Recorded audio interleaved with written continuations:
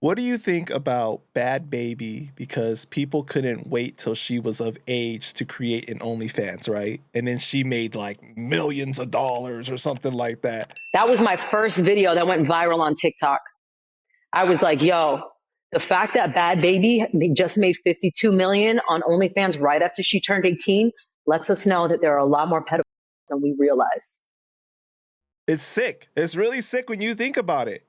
You know what I mean? Like, I don't understand the allure of that, because it's like when I see stuff like that, it's like that's just a little girl. Like I like a woman, like to feel like I'm like with a real woman, like developed and everything, you know. So, but like I just don't get it, like how people look at that and find that appealing. That's crazy.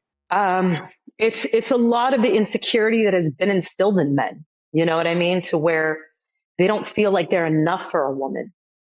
And it's easier to be able to mold a young girl. And it's not even necessarily about, oh, they're attracted to a younger body, but it's about the mind that you can manipulate that. Oh yeah, I get that. Right.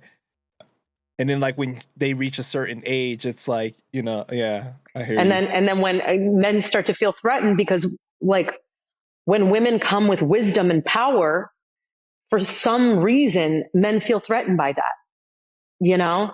And because we women have been subjugated for thousands of years, like the feminine divine is now rising back up. But, and we're realizing that there's an equal balance between the masculine and the feminine. And we have been told that the male is the head, is the dominant, and woman's got to submit, when it's actually a balance of both. Did you see the thing recently where she was defending her baby daddy for beating her up? No. Yeah, she put up a whole thing of showing like, oh, I did see that. I did. Yeah. He was dragging her on the yeah, floor or whatever, like hitting her. Yeah. yeah, and she ended up coming back and defending him and saying I love him so much and everything. Take us through kind of like understanding that mentality of why a woman would defend somebody like that. It's a trauma bond. When you have a trauma bond is extremely difficult to break. You become addicted to it, even though it's so toxic. You become addicted to that person. You become addicted to the chaos. You become addicted to the toxicity. And in your mind, you perceive that as love. And when you pull yourself away from that and you're now in peace and there's nothing happening, it feels weird and off because you've been so accustomed to chaos. Right. And then that's why where you see like the situations where like a girl may need like a good guy, but that's not what they select because they're so used to the trauma and the toxicity. I know that. I was under a lot of trauma and I was attracted to the wrong men. How has it been for you overcoming that? Very difficult.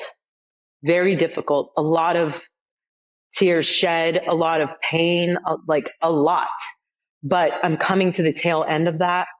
And, you know, just clearing all of that from my life and realizing that, listen, bitch, you were addicted to chaos. You were addicted to trauma. And it's time for you to not accept that anymore.